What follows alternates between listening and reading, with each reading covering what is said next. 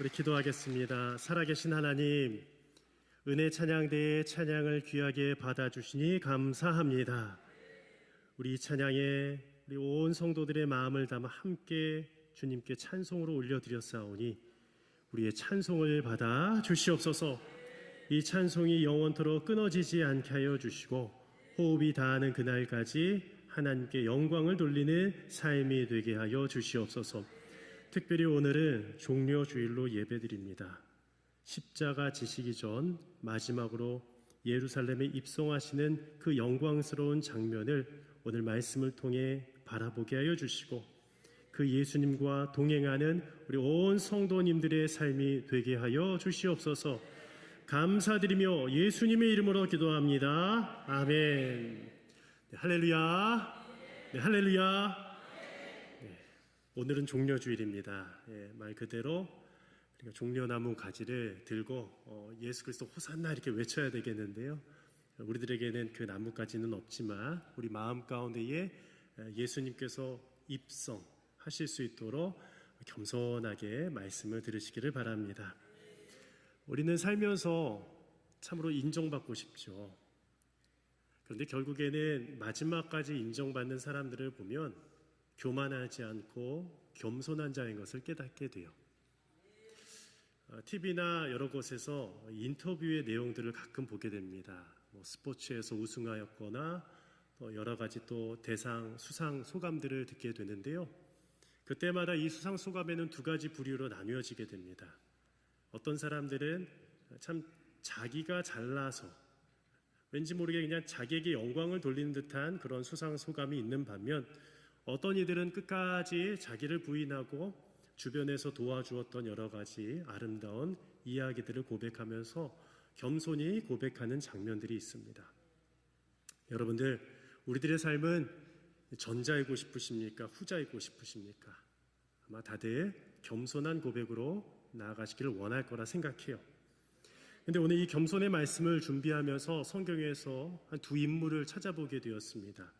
참으로 이 겸손과 교만을 대표적으로 보여주는 인물인데 다윗과 골리앗입니다. 다윗은요 참으로 겸손했던 사람이었습니다. 그에게 있어서는 겸손할 수밖에 없는 상황이었습니다. 이새의 막내 아들로 태어나서 그에게는 아무것도 없었으며 그리고 늘 소외받아 저기 멀리서 혼자 양들을 치어야 됐던 그런 목동으로서의 삶을 살았던 자가 다윗이었습니다. 그런데 이 골리앗은 어떠한 자였습니까? 장수 중에 장수였죠. 블레셋의 군대 중에서도 가장 힘이 셌고 가장 유능했던 장군이 블레셋 이 골리앗 장군이었습니다. 그런데 어느 날 이 블레셋 군대가 쳐들어왔는데 이스라엘 백성들이 벌벌 떠는 거예요. 왜요? 바로 이 골리앗이 쳐들어왔기 때문입니다. 그 누구도 그를 상대하기 어려웠습니다. 여러분들, 한 3m가 되는 사람이 저 문을 뚫고 들어온다고 생각해 보십시오. 다 도망갈 겁니다. 물론 저는 끝까지 설교를 해야 되겠죠. 그런데 이 골리앗을 보고서 다 도망갈 수밖에 없었는데 이 다윗이 그 모습을 보더니 막 화가 나기 시작한 것이에요. 왜냐하면 그가 만군의 여호와의 이름을 모독했기 때문이라고 성경에 기록되어 있습니다. 그래서 이렇게 유명한 말을 남겼습니다. 너는 칼과 창과 단창으로 나에게 나아오거니와 나는 누구의 이름으로요? 만군의 여호와의 이름으로 너에게 나간다라고 고백하는 거예요. 선포했습니다. 다윗도 두려울 수 있었어요. 다윗도 피할 수 있었습니다. 그런데 하나님께서 주신 마음 가운데 그 겸손한 다윗에게 하나님께서는 만군의 여호와의 이름을 의지하여 저 교만한 골리앗을 물리치고자 그 판을 누가 만들어 놓으셨느냐? 하나님께서 만들어 놓으셨다는 것이에요. 여러분들, 그런데 이때에 다윗에게는 무기가 없었어요. 그냥 막대기 하나와 물매밖에 없었습니다. 슬링이라고 하죠. 이 가죽으로 된 끈인데 거기에다 매끄러운 돌들을 넣어다가 던져서 늑대나 여러 가지 침입자들을 물리치는 데 쓰였던 도구가 바로 슬링, 바로 물매였습니다. 그런데 이 물매를 가지고 전장에 나갔는데 얼마나 초라해 보였겠습니까? 그런데 그 물매 가운데 돌 5개를 주워다가 주머니에 넣고 나아간 거예요. 골리앗이 처벅처벅 걸어오는데 그 거대한 골리앗 앞에 다윗이 전력으로 달려갔다라고 성경에 기록하고 있어요. 물매를 돌리면서 달려갔습니다. 근데 그것이 어디에 명중했어요? 정확히 인중에, 이마에 박힌 거예요. 참 그래도 감사하죠. 이걸 다 가리고 있었으면 못 맞췄을 텐데 하나님이 요만큼 남겨두신 거예요. 그 가운데서도 딴 데 맞았으면 그냥 아플 수도 있었는데 정확히 급소에 맞게 하신 거예요. 저는 다윗이 실력이 있어서 물론 정말 많이 연습을 했겠죠. 그런데 하나님이 맞추게 하지 않으셨다면 그 큰 골리앗이 정말 그 고복나무처럼 쿵 하고 쓰러질 수 없었다라는 겁니다. 근데 그 돌을 맞고 나서 쓰러졌을 때에 거기서 끝이 아니었습니다. 아직 호흡이 남아있어서 결판을 내기 위해서 다윗이 달려가서 이 골리앗이 차고 있던 칼집에서 칼을 뽑아다가 그의 목을 베어버리게 됩니다. 근데 이 장면을 비체와가 까라바주가 그림을 그렸는데요. 이런 제목으로 그림을 그렸습니다. 골리앗의 머리를 든 다비드라는 그림을 그렸어요. 근데 많은 이 미술 해설가들이 이야기를 합니다. 이 두 얼굴이 나오는데 한 명은 다윗의 얼굴이잖아요. 이 얼굴이 까라바조의 젊었을 때의 좀 겸손하고 순수했던 얼굴이다라는 거예요. 그런데 잡고 있는 이 골리앗의 얼굴은 누구의 얼굴일까요? 이도 까라바조 자신의 얼굴인데 마지막에 망명생활 때에 마지막 죽음에 앞두고 있었을 때에 참으로 인생에 있어서 후회가 남고 죄를 짓고 마음 가운데 상심이 가득한 그런 어두운 얼굴을 표현했다라는 것이에요. 그런데 이 그림 세 점 가운데의 한 그림에는 라틴어로 이런 글이 적혀져 있다고 합니다. 겸손이 오만을 이긴다라는 것이에요. 까라바조도 이것을 알고 있었어요. 순수하고 겸손, 이 겸손만이 끝내 이 삶에 있어서 진정한 승리를 준다는 것을요. 오늘 성경 말씀 가운데에도 교만이 아니라 겸손으로 끝까지 그 발걸음을 옮기신 분이 계십니다. 바로 예수님이셨습니다. 예수님께서는 오늘 어디로 들어가셨습니까? 바로 예루살렘으로 입성하셨습니다.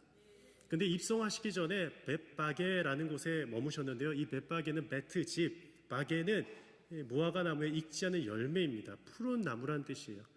그러니까 그 벳바게에 가셔서 이 두 제자에게 명령을 하시는데 어떤 명령을 하셨느냐? 맞은편 마을로 가서 나귀를 데리고 오라는 것이에요. 그 말씀이 2절 말씀 가운데 기록되어 있는데요. 함께 읽어보겠습니다. 시작. 이르시되 너희는 맞은편 마을로 가라. 그리하면 곧 매인 나귀와 나귀 새끼가 함께 있는 것을 보리니 풀어 내게로 끌고 오라. 여러분들, 저는 이 말씀을 묵상하면서 참 좀 의아했어요. 그냥 가지고 오라는 거예요. 예수님께서. 예수님이 제자들에게 돈 몇 푼 주어주면서 당시에 이제 나귀의 값이 한 30에서 40데나리온, 한 달치 일할 값이라고 친다면 그 돈을 쥐어주고서라도 좀 데리고 와라, 사와라 했을 텐데 그냥 풀어가지고 오라는 것이에요. 제자들이 그냥 풀었을 때에 경찰에게도 잡힌다면 어떻게 돼요? 절도죄이겠죠. 당시에 절도죄로서 소를 가져갔을 때에 5배를 갚아야 됐고 또 양을 가져갔을 때 4배를 갚아야 됐습니다. 그리고 갚을 능력이 없으면 그냥 자신이 노예가 되어야 됐습니다. 제자들도 그냥 훔쳐왔다면 그것이 또한 걸렸다면 그렇게 배상을 해야 되는 상황이었어요. 물론 예수님께서 그 대답에서 멈춘 것이 아니었습니다. 이러한 이유가 있기 때문에 가져오라 말씀하셨어요. 3절 말씀도 함께 읽어볼까요? 시작. 그가 무슨 말을 하거든 주가 쓰시겠다 하라. 그리하면 즉시 보내리라 하시니. 만일 누가 무슨 말을 하거든 어떻게 하라고요? 주가 쓰시겠다 하라. 주가 쓰시겠다 하라. 예수님께서 쓰겠다라는 것을 이야기하라는 것이에요. 여러분들, 쓰임받는 것은 참으로 감사한 일입니다. 그리고 사람뿐만 아니라 각 사물에게도 쓰임의 존재와 목적이 있는 것이에요. 이 물잔도요, 물을 마시기 위해서 쓰이는 것입니다. 물을 가지고 그냥 이렇게 뭐 던지려고 쓰는 게 아니라 마시려고 쓰는 거예요. 참 맛있습니다. 이 수건은 입을 닦으라고 있는 거예요. 손을 닦으라고 있는 거예요. 뭐든지 쓰임이 있습니다. 저는 또 이렇게 볼펜을 참 좋아하는데 모나미 볼펜을 이렇게 쓰잖아요. 쓰려는 쓰임의 목적이 있다는 것이에요. 사람에게도 쓰임의 목적이 있습니다. 우리가 쓰임 받을 때 가장 기쁘죠. 한 은퇴하신 목사님께서 이런 말씀을 하셨어요. 목사님, 쓰임 받을 때가 제일 행복합니다. 그것을 감사로 여기세요. 여러분들 쓰임 받지 못할 때 얼마나 힘듭니까? 그런데 세상에서도 그렇게 쓰임 받을 수 있는데 어디서요? 하나님께 쓰임 받을 때 인생의 가장 큰 행복과 자유를 느끼게 된다는 것이에요. 이처럼 오늘 본문 말씀 가운데서는 예수님께서는 이 제자들을 먼저 쓰셨어요. 벳박의 맞은편 마을로 가라 하시면서 그들에게 말을 주시면서 그들을 쓰셨고, 그리고 나귀를 쓰셨습니다. 그런데 그 나귀의 주인도 쓰셨다라는 것이에요. 왜냐하면 누가복음 말씀 가운데 보면 나귀의 주인들이 이러한 질문을 왜 풀어서 가져갑니까? 실제로 그렇게 물어요. 왜 내 나귀를 가져가요? 묻는 거예요. 그때 어떻게 얘기했다고요? 주가 쓰시겠다. 여러분들 한번 상상 한번 해보십시오. 저 이승찬 목사가 어떤 분께 이렇게 말씀드려서 우리 권사님, 제가 저기 여기 장미동 말고 저 건너편에 월계동이 있는데 저기 몇 단지 104단지에 가면은 소형차 한 대가 있으면 마티즈가 한 대 있을 겁니다. 제가 좀 쓸 텐데 좀 가져오십시오. 그렇게 가져오실 분 있습니까? 절도예요, 절도. 그럼 절도예요. 근데 예수님은 분명히 쓰시겠다고 하시는 거예요. 그리고 실제로 그 나귀의 주인들이 물었을 때에 실제로 내어줬어요. 누가 쓰신다고요? 예수님이 쓰신다고요? 쓰세요. 토를 달지 않았습니다. 내어주었습니다. 왜냐하면 예수님이 어떠한 분인지 알았기 때문이에요. 예수님은 바로 능력자이자 구원자이자 그리고 많은 기적들을 베푸신 분임을 그들도 알았기 때문에 순종할 수밖에 없었어요. 그것은 바로 스가랴 9장 9절 말씀 가운데 말씀의 예언의 성취였습니다. 제가 한번 읽어드리겠습니다. 시온에 따라 크게 기뻐할지어다. 예루살렘에 따라 즐거이 부를지어다. 보라, 내 왕이 내게 임하시나니 그는 공의로우시며 구원을 베푸시며 겸손하여서 나귀를 타시나니 나귀의 작은 것 곧 나귀 새끼니라. 아멘. 바로 이 말씀을 성취하기 위해서 예수님이 제자들을 보내시고 나귀를 가져오게 하셨다라는 것이에요. 따라서 이것을 통해 예수님의 인생에 대해서 한 세 가지를 한번 우리가 살펴볼 수 있습니다. 한번 화면을 보실까요? 예수님은 자기 마음대로 인생을 살아가신 분이 아니라는 것이에요. 두 번째로 예수님은 인생의 마지막까지 하나님의 말씀에 순종하여 살아가신 분임을 믿습니다. 우리 세 번째는요, 한번 다 같이 한번 읽어보겠습니다. 화면을 보시고 시작. 예수님의 마지막까지 교만이 아닌 겸손을 선택하셨습니다. 오늘 스가랴 9장 9절 말씀처럼 공의롭기도 하시지만 그는 어떻게 하시다고 겸손하여서 나귀 곧 나귀 새끼를 타셨다고 말씀하여 주셨어요. 태생 자체가 겸손이셨다라는 것이에요. 그래서 오늘 말씀 가운데 몇 가지를 살펴보기 원하는데 바로 예수님은 겸손의 왕으로 이 땅 가운데 오셨다라는 것이에요. 그것이 바로 첫 번째입니다. 오늘 5절 말씀, 이 스가랴서 9장 9절을 그대로 옮겨왔는데요. 이 말씀도 다시 한번 읽어보겠습니다. 시작. 시온 딸에게 이르기를 내 왕이 내게 임하나니 그는 겸손하여 나귀 곧 멍에 매는 짐승의 새끼를 탔도다 하라 하였느니라. 이 말씀을 보면 노예가 임한 것이 아니었어요. 종이 임한 것도 아니었습니다. 단순히 그냥 일반적인 사람이 아니라 왕이 임하겠다고 성경에 기록되어 있습니다. 시온에 따라 내 왕이 너에게 임하리니 그 왕은 진정한 왕 예수 그리스도를 선포하고 있다는 것이에요. 그런데 그분은요, 세상의 왕과 달랐습니다. 세상의 왕들은 거만합니다. 교만합니다. 아니, 겸손할 수 없습니다. 그냥 손가락 하나만으로도 사람을 죽이고 살리는 것이 그 당시의 왕이었다라는 것이에요. 그래서인지 역사적인 기록 가운데 이것이 학설의 하나일 뿐이지 정답은 아닙니다만 로마 당시의 황제가 개선해오던 이 승리했던 장군들 뒤에다가 노예를 한 명씩 붙여두었어요. 그 환호성 소리 가운데에 와 승리한 장군이 옵니다라고 했을 때에 이 뒤에 있던 이 노예는 늘 이 말을 전했어요. 메멘토 모리. 많이 들어보셨을 거예요. 메멘토 모리. 그 기세 등등하고 승리에 흠뻑 취했던 이 장군이 들었던 말이 그 환호 소리 가운데에 메멘토 모리 그래도 너도 죽을 거야. 이 소리를 늘 들었다라는 것이에요. 이처럼 로마에서도 이 장군이 많은 이들이 겸손하기 위해서 죽음을 생각했다라는 것입니다. 그런데 오늘 이 말씀에 보면 예수님의 겸손은 누군가의 이 메멘토 모리 때문에 세워진 겸손이 아니었다라는 것이에요. 예수님 그 자체가 겸손이셨습니다. 아니, 예수님만이 겸손이십니다. 한 가지 더 말씀드리면 이 세상에 겸손한 자는 한 사람도 없습니다. 누군가 겸손해 보이죠? 훌륭한 분이 있습니다. 아주 위인이 있습니다. 성인이 있습니다. 성자가 있을지라도 예수님과 같은 겸손은 아니에요. 어떤 위대한 왕이 있을지라도, 겸손한 왕이 있을지라도 그 겸손은 만들어진, 훈련되어진 겸손일 뿐이에요. 오직 진정한 겸손은 예수님밖에 없다는 것을 우리들은 꼭 기억해야 됩니다. 한번 상상해 보십시오. 예수님이 오셨는데 오늘 이 말씀처럼 겸손하여서 나귀를 타고 오셨다고 되어 있는데 교만하여서 그냥 마구제비로 오셨다라고 한번 상상을 한번 해보십시오. 누가 예수님을 믿겠습니까? 여러분들, 우리가 알아야 될 것은 예수님은 겸손하셨습니다. 그래서 수많은 무리들이 쫓아왔습니다. 그 겸손의 진정한 본을 보여주셨다는 것이에요. 여러분들, 세상에서 교만하면 절대 쫓아오지 않습니다. 그래서 우리들이 예수님의 겸손을 배울 수밖에 없는 거예요.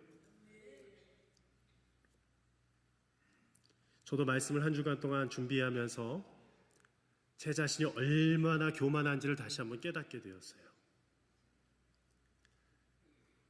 많은 분들이 이런 얘기를 해주세요. 목사님, 설교 정말 좋아요. 제 입으로 이렇게 하기 정말 죄송한데 그런 피드백을 주시더라고요.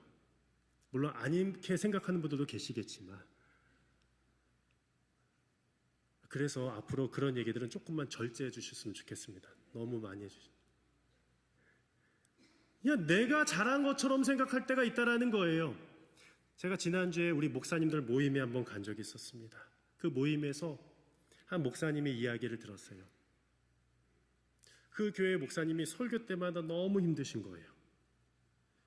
예배만 끝나면 한 성도님이 오셔가지고 이렇게 얘기한대요. 목사님, 왜 그따위로 설교해요? 우리가 웃으셨죠? 근데 그렇게 표현을 했대요. 왜 그렇게 설교해요? 목사님이 얼마나 상처가 되시겠어요? 얼마나 힘드시겠어요? 얼마나 자신감을 잃으시겠어요? 더 이상 그렇게 목회하실 수 있을까 싶어요. 여러분들, 저에게는 그렇게 절대 얘기하지 말아주시기 바랍니다. 저 도망갈 것 같아요, 여러분. 은혜를 못 받아도 은혜 받은 척은 하면 안 되겠죠. 그냥 기도해 주세요. 은혜 받는 것은 각자의 분량입니다. 하나님 주신 은혜입니다. 여러분들, 그 유명한 어떤 목사님이 와서도 은혜 못 받는 사람은 못 받아요. 아무리 말이 더듬고 정말 부족하고 연약한 어떤 목사님이 와서 설교해도 마음이 겸손하면 은혜를 받아요. 제가 오늘도 그래서 이 말씀 준비하면서 했어요. 주님, 저의 교만을 깨트려 주시옵소서. 오늘 예수님은 마지막까지 교만하지 않으려고 몸부림치셨다는 거예요. 그분은 겸손하시기 때문에 나귀의 새끼를 타시고 입성하신 거예요. 그리고 우리의 모든 교만을 다 십자가에 못 박혀 주신 줄을 믿습니다. 두 번째로, 예수님은 겸손을 통해 하나님께 영광을 돌리셨습니다. 우리 빌립보서 2장 8절 말씀 가운데 이런 말씀이 있습니다. 사람의 모양으로 나타나사 자기를 낮추시고 죽기까지 복종하셨으니 곧 십자가에 죽으심이라. 아멘. 우리 함께 읽어볼까요? 함께 읽어보겠습니다. 시작. 사람의 모양으로 나타나사 자기를 낮추시고 죽기까지 복종하셨으니 곧 십자가에 죽으심이라. 이 세 단계로 설명해 드리겠습니다. 즉 무엇이냐? 사람의 모양으로 나타나신 거예요. 이것이야말로 참된 겸손이에요. 어떻게 신이, 하나님이 어떻게 인간의 몸을 입고 오십니까? 이것은 불가능한 일입니다. 그런데 우리 인간이 죄 때문에 교만하기 때문에 이것을 깨뜨리시고자 겸손하신 주님이 이 창조주께서 피조물의 몸에 오신 것이에요. 두 번째로 자기를 낮추시고입니다. 낮추시고는 겸손하다라는 어원과 같습니다. 겸손하셨다라는 거예요. 세 번째로 죽기까지 복종하셨습니다. 그분은 누구에게 복종하셨느냐? 자신의 뜻이 아니라 하나님의 뜻에 복종하셨다라는 것이에요. 그 발걸음이 바로 십자가의 길이었다라는 겁니다. 그래서 하나님께 온전한 영광이 되었죠. 빌립보서 2장 9절에서 11절 말씀은 한번 여러분들의 목소리로 한번 읽어주십시오. 시작. 이러므로 하나님이 그를 지극히 높여 모든 이름 위에 뛰어난 이름을 주사 하늘에 있는 자들과 땅에 있는 자들과 땅 아래에 있는 자들로 모든 무릎을 예수의 이름에 꿇게 하시고 모든 입으로 예수 그리스도를 주라 시인하여 하나님 아버지께 영광을 돌리게 하셨느니라. 아멘. 하나님께서 예수님을 지극히 높여주신 거예요. 그래서 모든 이름 위에 뛰어난 이름을 주셨어요. 모든 이름 위에 뛰어난 이름을 주사 하늘에 있는 자들과 땅에 있는 자들, 땅 아래에 있는 자들로 하여금, 이것은 무엇을 의미하느냐? 천군 천사들 뿐만 아니라 우리 모든 인류들 뿐만 아니라 저 지옥에 있는 악한 영들도 인정할 수밖에 없는 거예요. 예수님은 구원자시구나. 다 그분의 무릎에 꿇게 하신 거예요. 무릎을 꿇고. 오늘도 그래서 오늘 세례 받을 때 무릎을 꿇은 겁니다. 물론 이제 무릎이 정말 힘드신 분들은 앉으셨지만 마음의 무릎을 꿇으신 거예요. 누구에게요? 예수님께.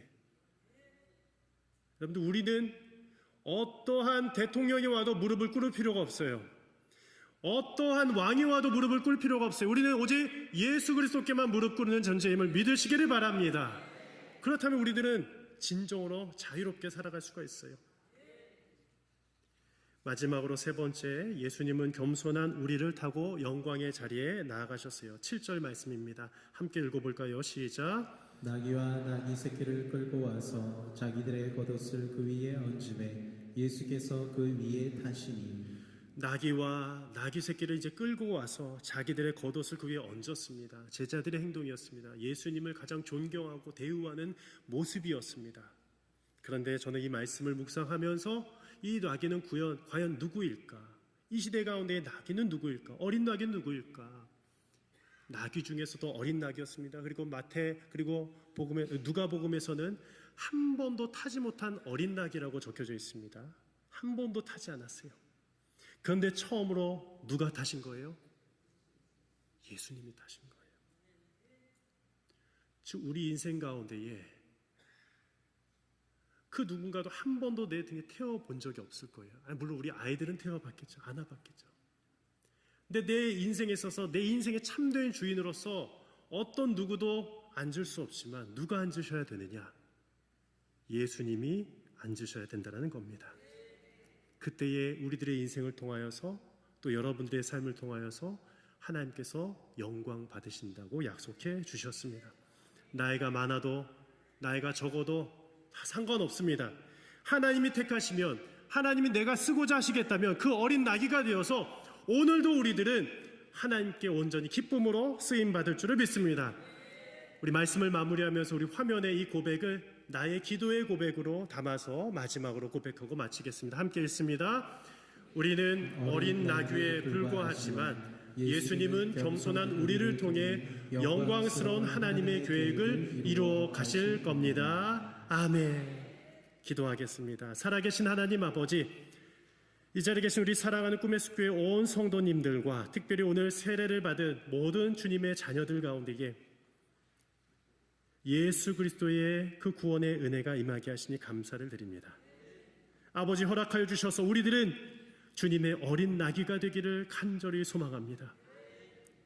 그동안에는 내가 내 삶을 이끌어갔고 내 마음대로 걸어갔지만 이제는 예수님이 내 인생의 주인임을 고백하며 살아가기를 소망하오니 내가 하늘나라 가는 그날까지 이제 예수님 때문에, 예수님 위하여, 예수님을 위한 삶을 살아가게 하여 주시옵소서. 오늘도 마지막까지 겸손으로 그 인생의 길을 보여주신 예수님의 이름으로 기도 올려드립니다. 아멘.